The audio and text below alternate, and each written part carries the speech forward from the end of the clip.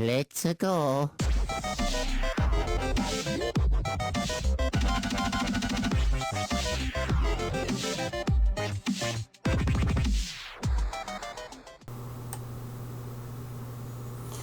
Hey guys, what's going on? This is the Ninja Reviewer here. Welcome to my review of Assassination Classroom, second season, episode 15. The reason why this is actually out now is because, in case you guys don't know, it wasn't because of me going on the trip to Jamaica. It was basically because there was a 7.0 earthquake that happened, plus there were some aftershocks that affected the area, which is the reason why I couldn't do the review for that reason. Besides that, of course. So, I'm sorry, I was just reading a chat room. But anyways, that's the reason why. So, it is kind of messed up, and I really do feel bad for the people, especially the ones who have lost their lives during that tragedy of the earthquake. But, it was a tragedy, but it did kind of save me on the review anyway, because at least there was one thing I didn't have to worry about, because I was delayed, and I was catching up to everything else. Oh god. I'm still recovering just a tiny bit from a little common cold, which I do have a bit, but you know, it's just different weather patterns when it comes to me just like coming home and traveling from one country to another with weather and shit. But regardless though, let's just get to the episode. I made a live reaction to the opening, which I'm gonna actually post during the point. Anyways, this episode of Assassination Classroom, but since I did a live reaction anyway to it, if you guys don't want to see that, it's fine. I'll get right to the opening and the ending. The opening, which is the final opening, not just a new opening, but sadly the very last one, hence why now the second season now is called the final season for that reason. And I gotta say, it was very, very, very, very awesome. It was very nice, it was very beautiful, and it does kind of fit. It does kind of fit when it comes to the actual ending to the series. It really does.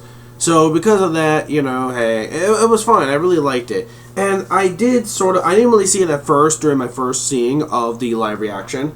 I didn't see it at first, but I did actually notice quite a bit when it comes to little bits of hints of sprinkles of spoilers. I did see KURO Sensei and the character we're going to talk about today, which is the original E-class teacher, pretty much, the original sensei, the original one, which I will get to that in a bit for the episode review. So we did see a glimpse of that, and there were little foreshadows here and there. Now, I don't read the manga myself, but I can obviously tell there was some foreshadowing, and especially at the very end, where we see, like, Nagisa, and then, like, KURO Sensei just, like, disappears. I have a feeling that's going to lead tyrants to when it comes to how the series is going to end. I have a feeling it's gonna be a real gut buster. It's gonna be really feely. Like when I watch it, I can definitely tell. But yeah, anyway, so that's it. And the ending song is very nice. It's very sweet mellowed, and it does fit. It's a nice way to wrap things up for the actual season ahead. So without further ado, let's just get to the review. So basically, it turns out the battle with KAYANO versus KURO Sensei and the gang have finally come to its end. While she was trying to get control, we did find out from the last episode, from a couple weeks back, that technically KAYANO, she was actually trying to get herself out of that control, especially that little message. While she was saying, like, I want to kill you, kill you, kill you, at that little tiny thought, she was like, KURO Sensei, please kill me to get me out of this misery. In other words, that's what she's trying to get at. So anyways, he's trying to buy time. He knows exactly, KURO Sensei knows exactly where the pinpoint location of the weakness is that she's going to attack, and that's his heart that's located at the bottom of his little, that little education, that little tie. It's around there, and that's where his heart is, and that's his weak spot. So basically, while it's a distraction, they need to find a way in order to actually, stop her madness, to actually get the tentacles out of her system, out of her brain, from actually taking over her. Then we see Nagisa, like a freaking boss, just trying to say, like, look, stop trying to say this is all an act, because deep down you had feelings, deep down you had fun with us, you were part of E-Class. Even if you were trying to act, it doesn't matter, you're still a part of us. And then to seal the deal, which I thought was actually very, very funny, but it was also very cute at the same time, was the kiss. Oh my god. Yo, I bet every single Nagisa ex Kiona fanboy, fangirl, whatever of the pairing, or just going completely apeshit right now. Like, oh my god. Just seeing that kiss in motion. It was a French kiss. That shit was for like 15 hits. Now, we heard that what's funny too is that Mrs. Bitch actually taught him the art of the French kissing for 14 hits. But instead, he went like over 20 hits. Like they says, combo breaker! Sorry, I had to do the joke because that actually does work. I like the little combo joke thing. Kind of like a fighting game. How you get like a whole bunch of combos and stuff. And, just get, like, in those hits. That was actually pretty funny and cute. And a reference to, like, fighting games and stuff like that. And, yeah, it was a really sweet moment. It finally snapped her into reality. And Kuro Sensei had the chance to actually take the tentacles out of her system. And she was able to be back to normal. But then, meanwhile, the other thing about this episode, since that has wrapped up and she's back to her normal self and she's finally more comfortable, now since she's back to her normal self and everyone's all gathered around, Kuro Sensei has finally revealed his past. And his past is that he is not he's not like born from a different planet. He's not some like alien from some other planet, race, or whatever. No, he was actually a regular human being. In fact, he was once the assassin known as the Reaper, the original Reaper, mind you. And I believe he might be that same person that the Reaper that we know was talking about. How I believe he actually killed his own father, if I'm not mistaken, and he didn't really shed no tears, no feelings, no nothing. He basically was just amused. He was astounding how this person could so easily, like, swift on and actually kill.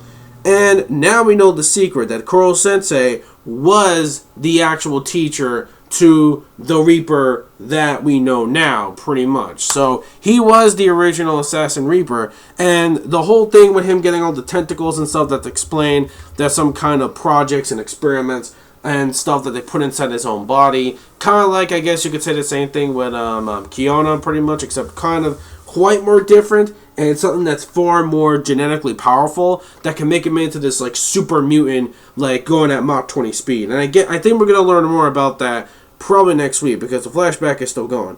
We find out that he became more interactive with the original teacher, aka Kiona's older sister, pretty much. So they kind of got into a little bond because he was a person of teaching skills himself. Even though he sort of thinks he could be a teacher, but he says it's not really more of his strong suit, even though clearly we know now that he is. But I believe that may lead to something with this whole foreshadowing about her like, maybe she was like dying and giving him like a promise or something like that. Okay, I see what they're doing now. So they're really foreshadowing with that.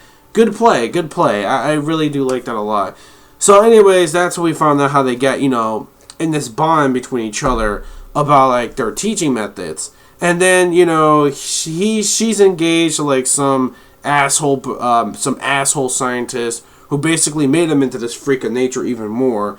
And basically, yeah, so we get to learn more about that and to more deep in into his past. So yeah, I mean it's some really crazy stuff. So yeah, so now since we're getting more and more into Kuro Sensei's past, I think we're going to get more into depth into it probably in the next episode. So we got a lot of stuff done regardless. We took care of the whole KAYANO situation, and then we got into Kuro Sensei's past, so that was really cool. So overall, this was a very solid, clean 5 out of 5 episode. It's definitely one of my other favorite episodes of this second half of the second season. And definitely just like the last episode we had beforehand, where just out of fucking nowhere, huge fucking plot twist that we did not know that KAYANO was actually the one. She was actually, playing us for fools like the entire time. Yeah, I thought that was pretty fucking crazy. But Kuro Sensei being a goddamn human being, that's even more crazier. So, very good shit. I did not expect that at all, actually. That's some really good shit. So yeah, that's pretty much it. Let me know your thoughts in the comment section below of this episode of Assassination Classroom, second season, episode 15. And yes, the episodes are going to keep going unless some other major incident happens, but I don't think that's gonna happen. I think we should be safe and sound pretty much for now. So there will be, yes. So episode 16. I will see you guys next week for that. And remember, class will be in session next week. So stay tuned for that. Until then, this is the Ninja Reviewer signing out. Peace, soul, love, chicken grease, and the sky's the limit. Anime manga fans, keep supporting Much Read What You Watch. And that's it. So take care, guys. Bye.